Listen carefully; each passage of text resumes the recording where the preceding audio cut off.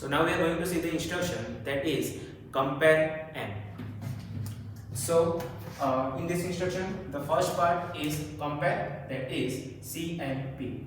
The remaining part of the instruction is operand, that is m. In this instruction, there is no data present. That means this instruction is of 1 byte.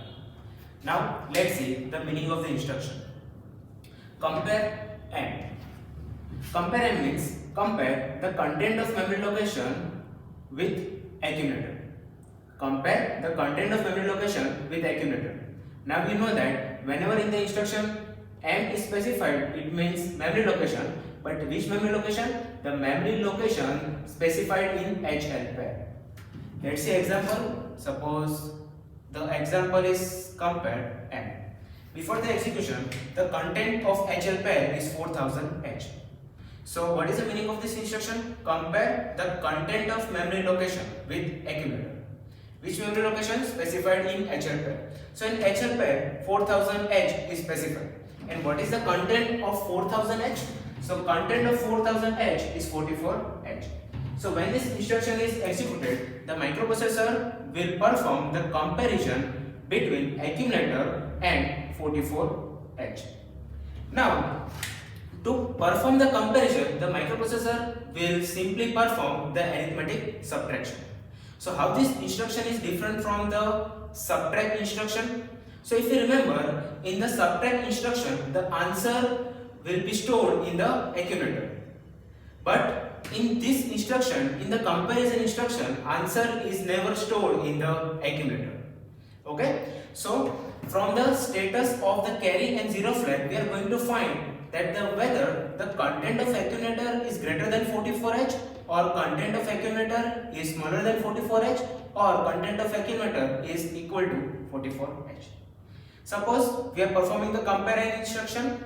So after performing the compare m, if the content of carry flag is 0 and content of zero flag is 0, it means the accumulator is greater than 44H.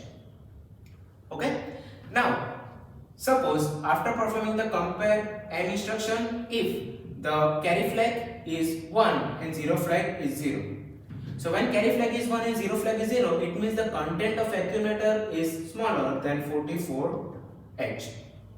And if the content of carry flag is 0 and zero flag is 1, after performing the same instruction, it means the accumulator is equal to 44H. Now let's see the machine cycle. Because this instruction is of 1 byte, it means when this instruction is stored in the memory, it will occupy only one memory location, that is compare m. Now when this instruction is stored in the memory, microprocessor will start doing its task, that is to fetch, decode and execute. To fetch the instruction, the processor will perform the first machine cycle, that is upward fetch. When microprocessor performs the upward fetch, this instruction will be transferred to the microprocessor. The processor will decode and it will execute. Now during the execution, what is happening that the processor is comparing the data of accumulator and 44H. Now to compare the data and 44H, the microprocessor has to first transfer the data to itself. Okay, processor cannot perform any operation in the memory directly.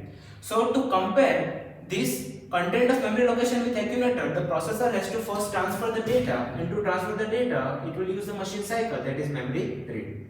When the data is transferred, the processor will compare, and from the status of the flags, we are going to know that whether the accumulator is greater or smaller or equal to the content of, with respect to content of memory location.